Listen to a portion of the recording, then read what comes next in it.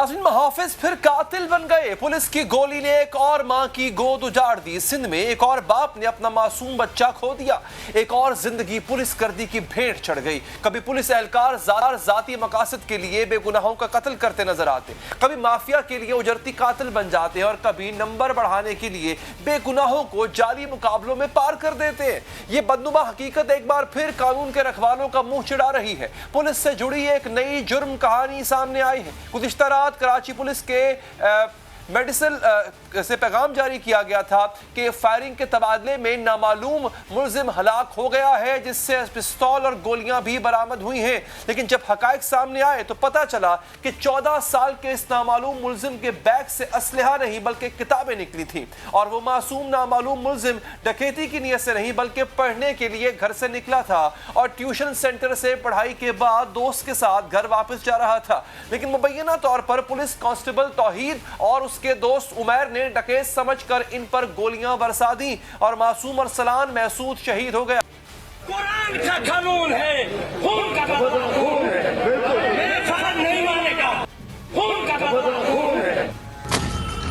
पहले तो पुलिस ने वाकये को पुलिस मुकाबले का रंग दिया, लेकिन फिर हकायक सामने आने के बाद अरसलान महसूद की मौत का मुकदमा दर्ज कर लिया गया है और वाकये के मुलजिम कांस्टेबल तौहीद और एहलकार दोस्त उमैर को भी गिरफ्तार कर लिया गया, जबकि SHO औरंगी टाउन को भी मुकदमे में नामजद करके मुअत्तल किया जा।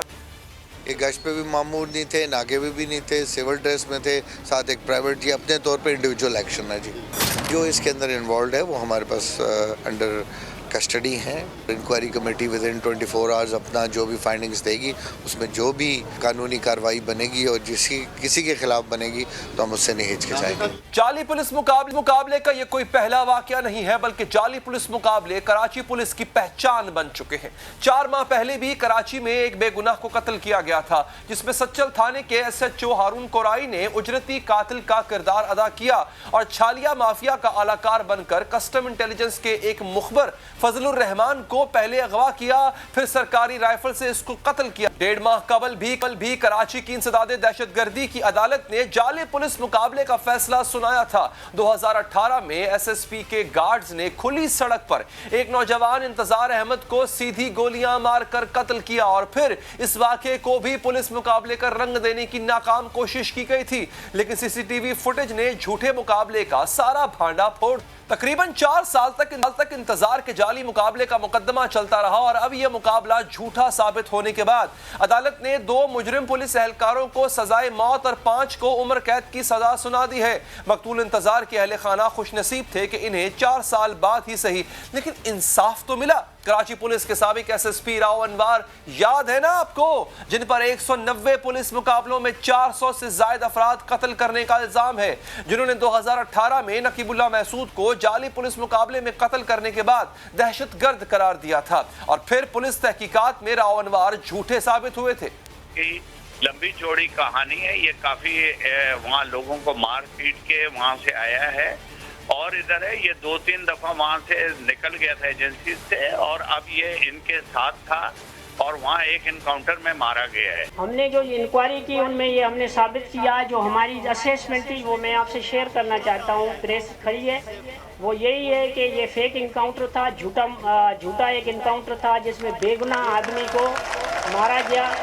रवां बरस जनवरी में भी पुलिस से हुंसा के रिहायशी नौजवान की पुलिस मुकाबले में हलाकत का दावा किया और यह दावा भी किया था कि यह नौजवान डाकू है, लेकिन बाद में पुलिस की तहकीकात में हुंसा का बदनसीब मकतूल सुल्तान नजीर बेकसूर पाया गया।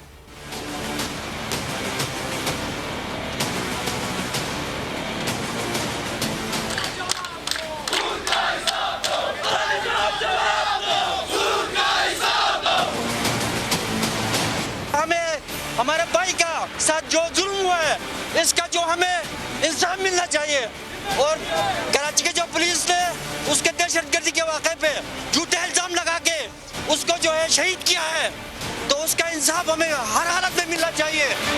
गुज़िश्ता साल नवंबर में भी डिफेंस कराची में एक मशकूक पुलिस मुकाबला सामने आया था, जिसमें पुलिस ने 5 मुल्ज़मान के हलाक होने का दावा किया। मारे जाने वाले अफराद को डाकू करार दिया था, लेकिन इस मुबैना पुलिस मुकाबले में गैर मुजरिमाना रिकॉर्ड रखने वाले ड्राइवर अब्बास की हलाकत ने सारा मामला मशकूक कर दिया। जो इनकाउंटर इन्होंने किया है वो सरासर फेक है। کیونکہ جو ہمارا ڈرائیور عباس ہے اس کے جسم پر بدترین تشدد کے نشانات ہیں، جس سے یہ چیز واضح ہو رہی ہے کہ اسے جو ہے تشدد کا نشانہ بنایا گیا ہے، اور اس تشدد کے بعد اس کو بڑے نزدیک سے گولیاں ماری گئی ہیں۔ گزشتہ سال دسمبر میں سندھ ہائی کورٹ نے بھی ایک پولیس مقابلہ جعلی ثابت ہونے پر 4 پولیس اہلکاروں کو سزا سنائی تھی۔ ان پولیس اہلکاروں نے نارتھ ناظم آباد کے علاقے میں اگست 2018 میں ایک پولیس مقابلے میں ملزم اویس جعفری کو ہلاک اور ارشد کو زخمی حالت میں گرفتار کرنے کا دعویٰ کیا تھا۔ جعلی پولیس مقابلوں کے حوالے سے کراچی پولیس نے اچھی خاصی بدنامی سمیٹی ہے، اور اب ایک اور بے گناہ کا خون کراچی پولیس کے دامن پر لگتا نظر آ رہا ہے۔ اس وقت مقتول ارسلان محسود کے چچا ہمارے موجود ہیں بادشاہ خان، ان سے بات کریں گے۔ خان صاحب، سب سے پہلے تو ہماری طرف سے تعزیت، افسوس، ہمت ہے آپ کی کہ اس کے باوجود بھی اس غم کی گھڑی میں بھی آپ ہمارے ساتھ بات کرنے کے لیے موجود ہیں۔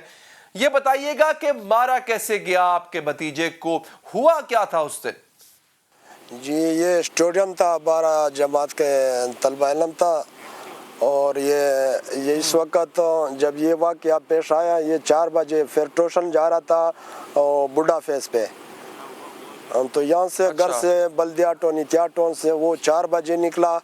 ایک اور بھی ان کے کلاس فیلو تھے یاسر، وہ بھی ساتھ تھا۔ تو وہاں جب چھٹی ہو گیا تھا نا 8:20 پہ ان کے اپنے کوچن سے اور ٹیوشن سے چھٹی ہو گیا تھا، تو وہاں سے جب واپسی آ رہے تھے تو جیسے ہی انہوں نے مجھے، جو زخمی ہیں یاسر، جو بچہ زخمی ہے بقول ان کی، انہوں نے مجھے سارا، ہم نے ان سے بیان کیا کہ بھائی کس طرح ہوا تھا۔ انہوں نے کہا کہ جیسے ہم نے بنارس پل کراس کیا تو تھوڑا آگے آ گیا، وہ 4:45 آنے سے پہلے ایک سیدھے ہاتھ میں مسجد آتے ہیں، مدرسہ ہے، تو وہ ہم 2 بائک میں تھے، تو باقی 2 جو ملزم ہیں وہ سادہ کپڑے میں ملبوس تھے۔ انہوں نے ہمارے ساتھ اوور ٹیکنگ کیا، تو جس طرح اوور ٹیکنگ کیا تو ہمیں ایک آواز لگا دیا، تو پھر وہ کہہ رہا تھا کہ ارسلان نے کہا کہ بھائی یہ تو بائک چھین لیتے ہیں، کیونکہ میں نے بھتیجے کے لیے ایک نیا 2021 ماڈل کا 125 اسکوٹر لیا تھا، تو ارسلان نے ان کو بولا تھا کہ بھائی بگاؤ گاڑی، یہ گاڑی چھین لیتے ہیں۔ تو وہ پھر اتنی دیر میں انہوں نے پھر رائفل نکالا، پسٹول نکالا، تو یاسر کو جو ہے نا وہ 2 فائر کیا، یاسر کو 2 گولی لگا تھا، ٹانگ پہ زخمی ہوا تھا۔ تو یاسر نے کہا کہ جیسے انہوں نے فائرنگ کیا تو اتنا زیادہ فائرنگ کیا کہ علاقے کے لوگوں میں خوف و ہرس پڑا، تو کہنے لگا کہ میں تو پھر زخمی ہو گیا، مجھے پتہ چلا کہ میں زخمی ہو گیا، مگر میں نے پھر کوشش کیا، مگر اتنے دیر میں انہوں نے پھر جب فائرنگ کیا تو میرا بھتیجا ارسلان کو پھر گولیاں لگی تھیں، اور جیسے ان کو گولیاں لگا تھا وہ بائک سے گر پڑا تھا۔ تو دوسرا جو یاسر تھا، وہ یاسر بھائی پھر آگے آ گیا تھا نا گھر پہ۔ تو میں اس وقت نیول میں تھا جب مجھے کسی نے فون کیا کہ بھائی جان آپ کہاں پہ ہوں، میں نے کہا کہ میں تو اس وقت دوستوں کے ساتھ نیول میں بیٹھا ہوں۔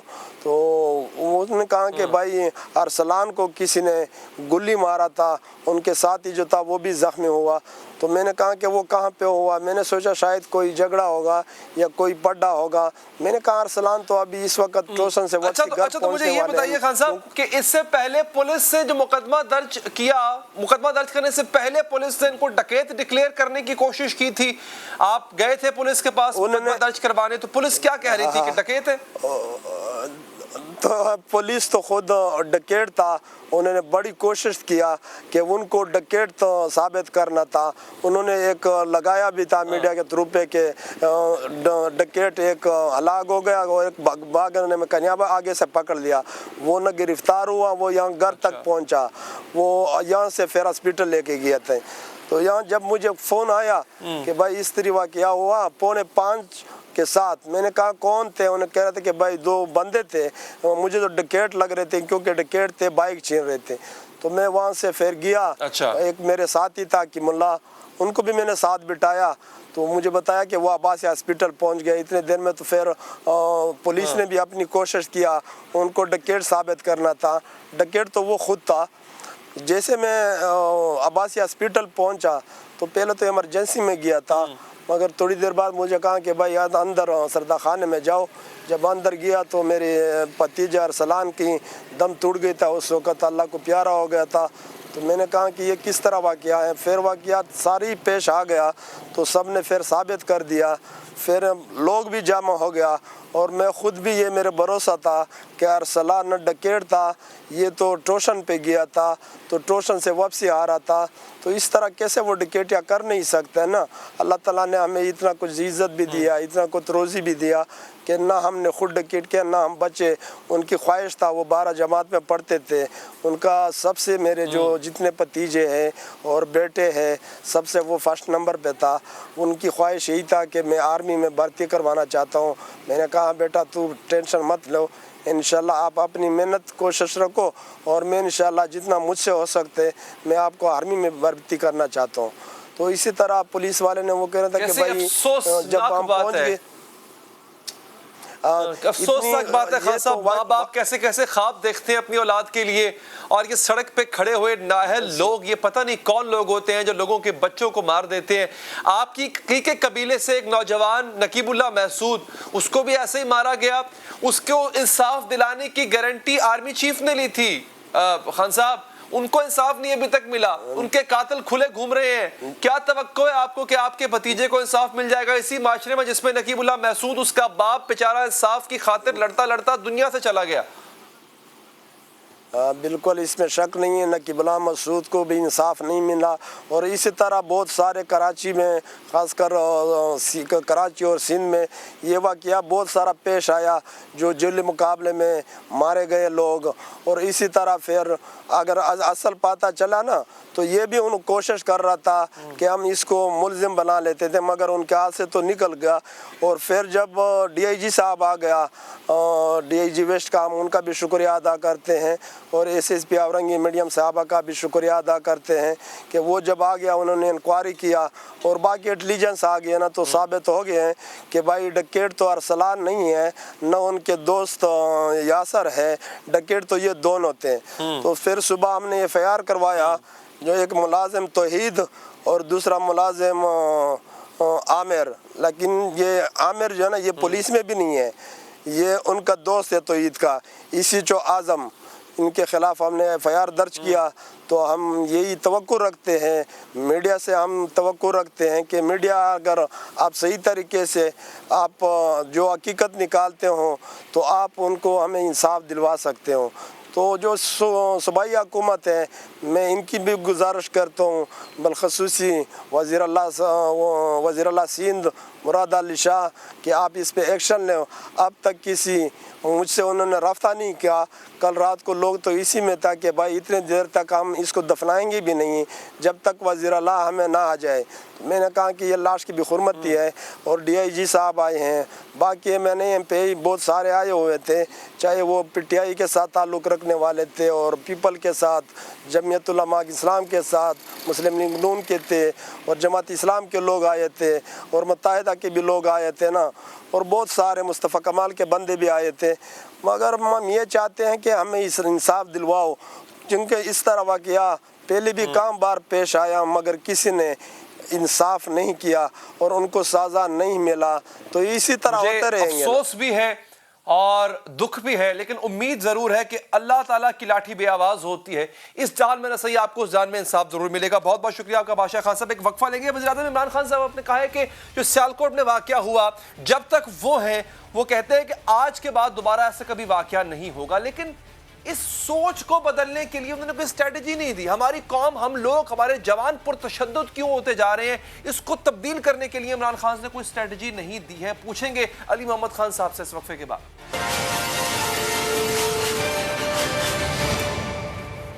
ناظرین، پاکستان میں ہجوم کی جانب سے الزام لگا کر تشدد کرنے، زندہ جلانے کے کتنے ہی واقعات ہو چکے۔ ہر سانحے کے بعد گرفتاریاں کی جاتی ہے، FIR کاٹی جاتی ہے، مقدمات چلائے جاتے ہیں، ہر سانحے کی مذمت بھی کی جاتی ہے، ہر سانحے کے بعد یہ بھی کہا جاتا ہے کہ یہ انسانیت نہیں درندگی ہے۔ لیکن جو ذہنیت اس طرح قانون کو اپنے ہاتھ میں لینا جائز سمجھتی ہے، اس ذہنیت کو بدلنے کے لیے کچھ نہیں کیا جاتا۔ افسوس کی بات یہ ہے کہ اب کی بار بھی ایسے ہی ہوا ہے، اب کی بار بھی گرفتاریاں کر لی گئیں، مذمتی بیانات بھی جاری ہو گئے۔ اب کی بار مارا جانے والا سری لنکن شہری ہے، اس وجہ سے سوگ کا عالم پہلے سے بڑھ کر ہے۔ تمام مکاتب فکر کے علماء نے 10 دسمبر کو یوم मजम्मत मनाने का ऐलान किया। हुकूमत ने आजहानी श्रीलंकन शहरी की याद में ताज़ियती रेफरेंस भी मुनक्किद किया। जिस शहरी ने प्रियंथा कुमारा की जान बचाने की कोशिश की थी, इसे खिराज तहसीन भी पेश किया गया। तमगा शुजात देने का भी ऐलान किया गया। इस रेफरेंस से वज़ीर आज़म इमरान खान ने भी खिताब किया। उम्मीद थी कि वो इस तरह की इंतहा पसंदी का रास्ता रोकने के लिए किसी लाएअमल का ऐलान करते, लेकिन उन्होंने हस्बे मामूल सिर्फ बयान देकर बात खत्म कर। मैंने ये फैसला किया कि अब से जिन्होंने भी दीन को इस्तेमाल किया और ख़ास तौर पे रहमतुल आलमीन सल्लल्लाहु अलैहि वसल्लम उनके नाम पे जुल्म किया, मैं आज आपको यहाँ अनाउंस कर रहा हूँ कि हमने उनको नहीं छोड़ना।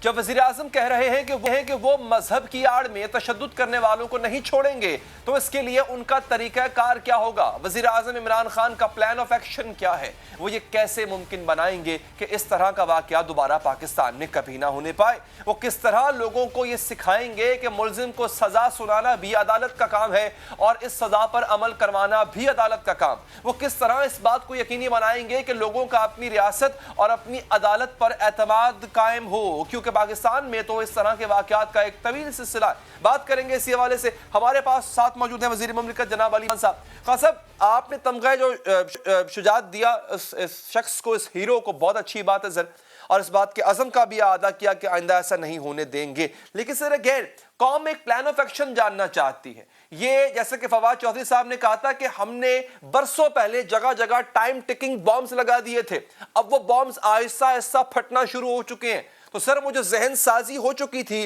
वो जहन साजी को तब्दील कैसे किया जाएगा, उसका लाएअमल क्या है? बिस्मिल्लाहिर्रहमानिर्रहीम।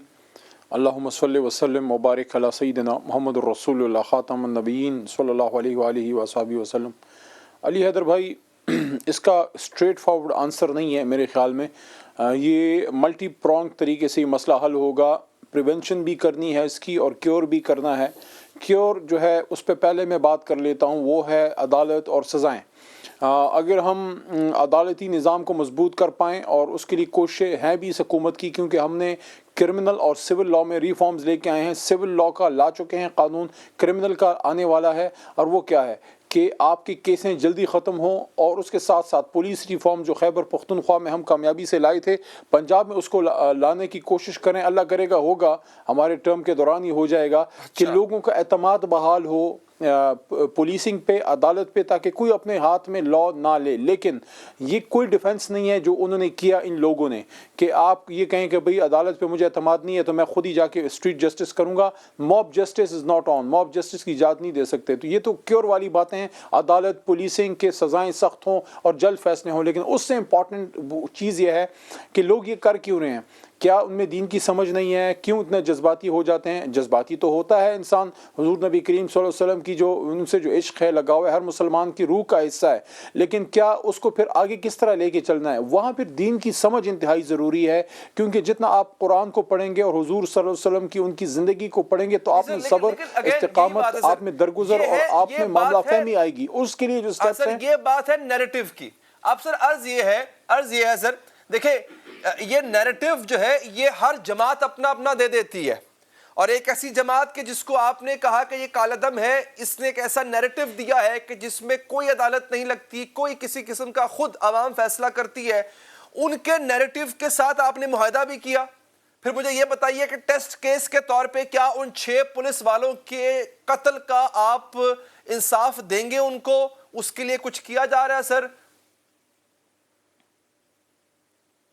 देखें, थोड़ा सा मुझे टाइम दें इस पे। एक तो मैं टीएलपी की आपने बात की है, चूँकि अब वो कालादम नहीं है, नाम हम ले सकते हैं। मैं उनका तर्जुमान तो नहीं हूँ, तो उनके किसी तर्जुमान को आप ले लें, क्योंकि एक सियासी जमात है, उन्होंने वोट लिए हैं, वो अपने खुद डिफेंस करें, अपनी बात सामने रखें ताकि कन्फ्यूजन ना फैले।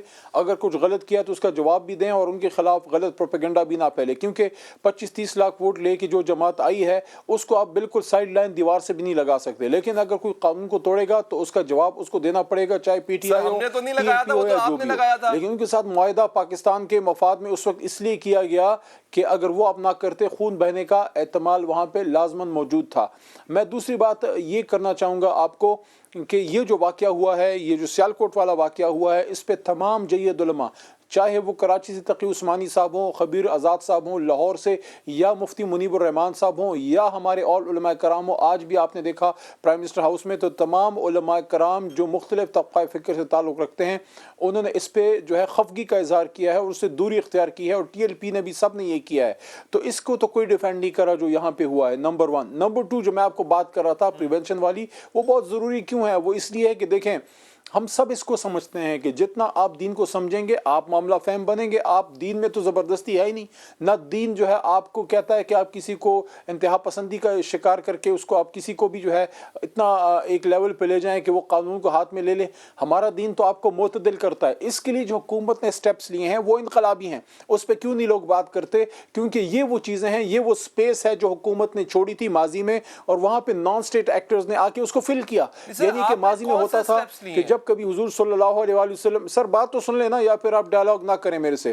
دیکھیں حضور صلی اللہ علیہ وسلم کی شان میں جب کبھی گستاخی ہوتی تھی حکومتی لیول پہ, کبھی اس کو انٹرنیشنل سطح پہ اٹھایا نہیں جاتا تھا.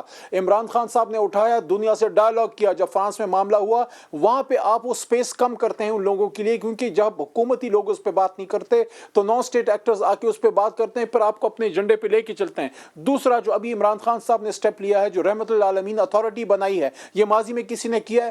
تیسرا جو عمران خان صاحب نے درسی کتب میں 8ویں 9ویں 10ویں میں جو سیرت النبی صلی اللہ علیہ وسلم کو لازمی اس کا حصہ بنا دیا ہے. جب آپ نبی صلی اللہ علیہ وسلم کی زندگی اپنے بچوں کو پڑھائیں گے تو کیا وہ دہشت گرد بنیں گے؟ خدا نخواستہ. وہ معتدل بنیں گے, وہ انسان بنیں گے, کیونکہ ہمارے نبی صلی اللہ علیہ وسلم رحمۃ اللہ علیہ تھے. اور اس کے ساتھ ساتھ جو عمران خان صاحب نے, اور ایک اور بات بھی سن لیں. دیکھیں جس طریقے سے ابھی عمران خان صاحب جس بڑے یوتھ کنونشن میں جاتے ہیں, لاکھوں ہزاروں لوگ ہزاروں وہاں موجود ہوتے ہیں, لاکھوں کروڑوں ان کو دیکھ رہے ہوتے ہیں, وہ یوتھ کو کیا کہتے ہیں؟ کہتے ہیں you don't need to follow Steve Jobs and all those people جو ویسٹ میں جنہوں نے نام بنایا, بڑا نام بنایا ہوگا, لیکن زندگی کے انسانی تاریخ کے سب سے کامیاب انسان حضور صلی اللہ علیہ وسلم ہیں. آپ ان کی زندگی کو فالو کریں. تو جب وزیر اعظم کے لیول پہ حضور صلی اللہ علیہ وسلم کی زندگی کی طرف لوگوں کو لایا جا رہا ہے, دین کی سمجھ جب آئے گی جتنی بڑھے گی اتنا ہی اس طرح کے درندے جو ہیں وہ کم ہوتے جائیں گے. ریاست پاکستان سے قوم نے لینا ہے نیریٹو. مجھے میری ریاست پاکستان کا نیریٹو کنفیوز نظر آتا ہے سر. مجھے یہ بتایا, آپ نے کہا, ابھی آپ نے فرمایا سر کہ اگر ٹی ایل پی نے کچھ غلط کیا ہے تو, یعنی بات اگر تک آ گئی ہے. چند ہفتے پہلے کہا جا رہا تھا کہ دہشت گرد ہے, کالے دم ہے, انڈین فنڈڈ ہے. اب کہا جا رہا ہے کہ اگر انہوں نے کچھ غلط کیا ہے تو 6 بندے مارے گئے. سر اس کا انصاف اگر گورنمنٹ نہیں دلوا سکتی, اور اگر مگر پہ آ جاتی ہے کہ اگر انہوں نے کیا یا نہیں کیا, معاہدہ سامنے نہیں لے کے آتے, اتنی ڈری ہوئی ہے ریاست سر. تو مجھے بتائیں کہ آپ عوام کو کیا نیریٹو دیں گے کہ ہاں کون ٹھیک تھا؟ وہ ٹھیک تھے جو کہہ رہے تھے گستاخی ہوئی ہے, یا یہ ٹھیک تھے جو کہہ رہے تھے کہ یہ دہشت گرد ہیں؟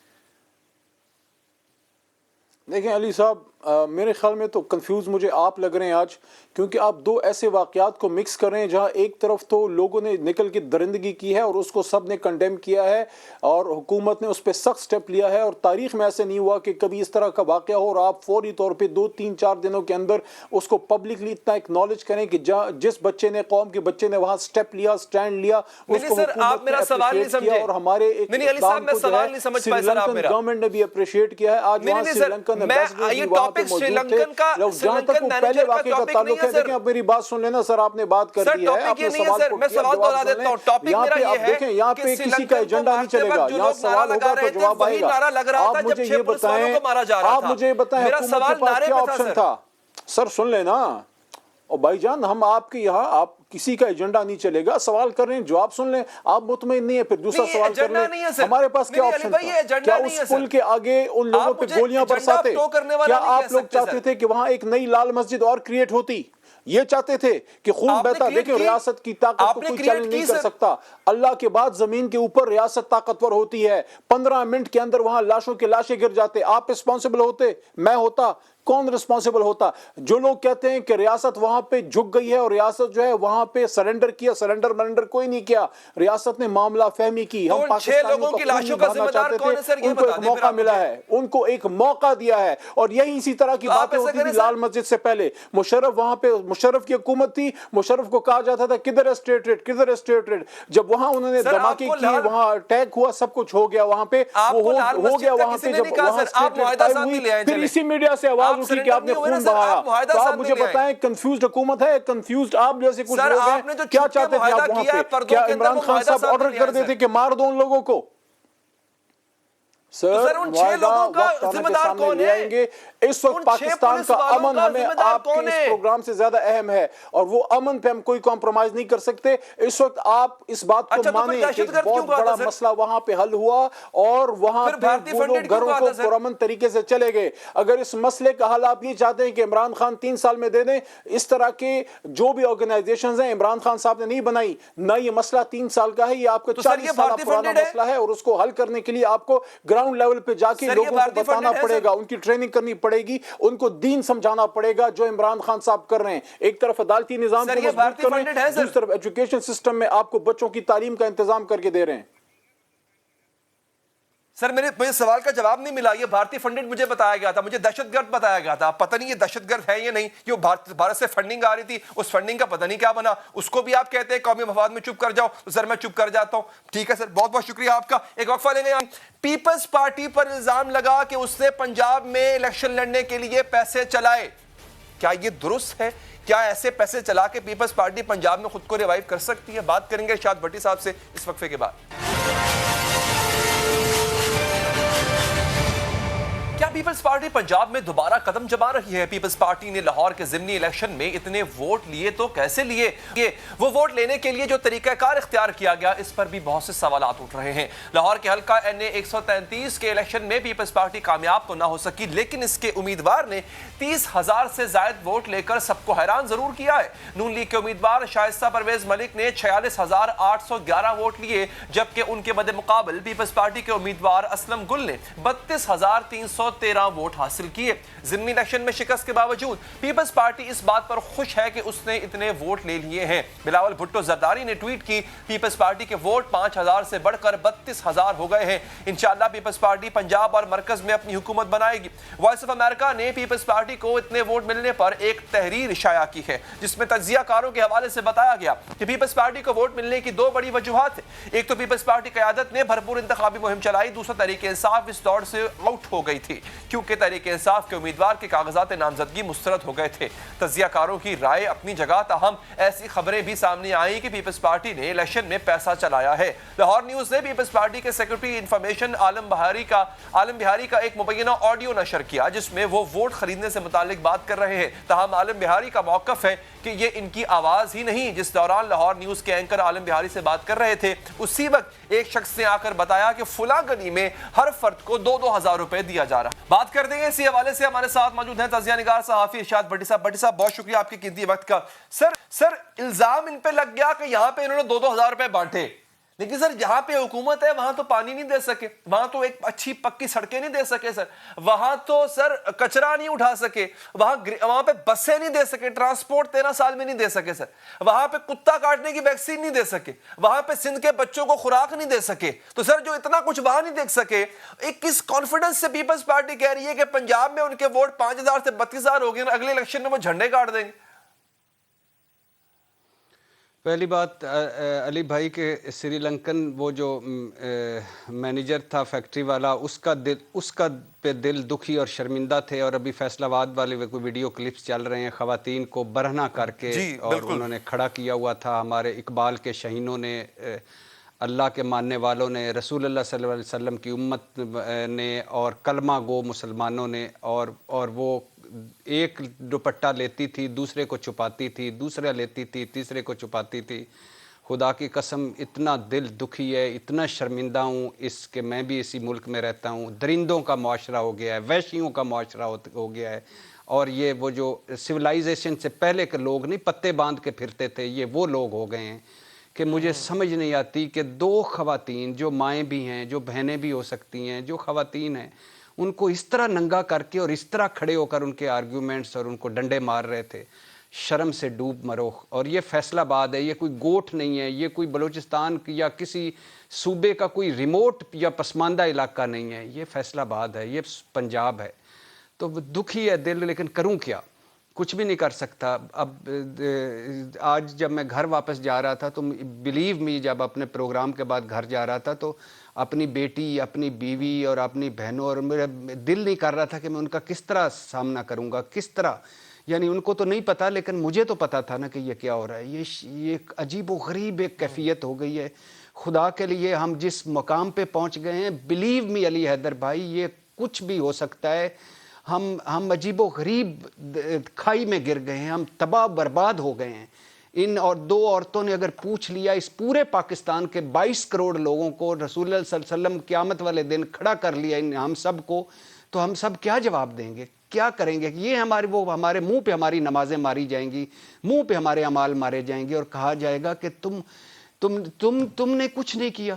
تو آج میں تو اللہ اور رسول اللہ صلی اللہ علیہ وسلم کے سامنے کہتا ہوں کہ میں بے بس تھا, میں مجبور تھا, میں کمزور تھا, تو میں ایمان کی دوسری قسم پر تو ہوں کہ میں منہ سے تو برا کہہ رہا ہوں, لیکن یہ بہت اب اس معاشرے میں اگلی نسل کیسے رہے گی مجھے نہیں پتا, اور ہم کہاں جا رہے ہیں مجھے نہیں پتا. اللہ اس ملک کی حفاظت کرے.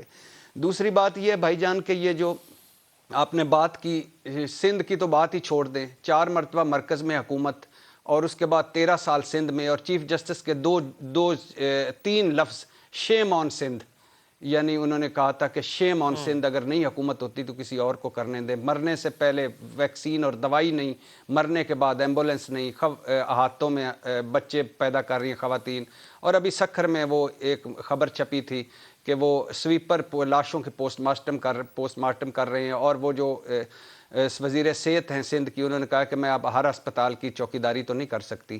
تو اور وہ ڈاکٹر فرقان جو وینٹیلیٹر ڈھونڈتا مر گیا گھنٹے کے وہ کرونا میں, اور وہ مکھیوں زدہ کوڑے زدہ کراچی, اور وہ رتو ڈیرو جو ایڈ زدہ, اور وہ سکھر سیوریج زدہ, اور اس تمام سندھ میں گوٹھوں میں تھر میں.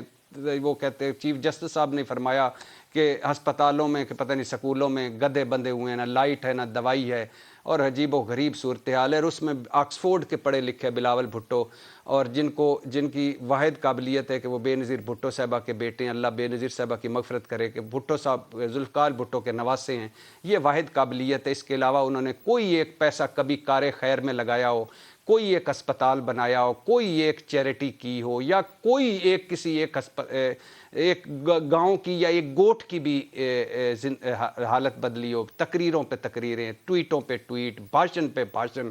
اور پھر یہ اپنے آگے آ جائیں, یہ جو آپ نے حلقہ 133 کا ذکر کیا, یہ وہی مبینہ طور پر حلقہ ہے, مبینہ طور پر جہاں ویڈیو نون لیگ کی بھی آئی اور پیپلز پارٹی کی آئی.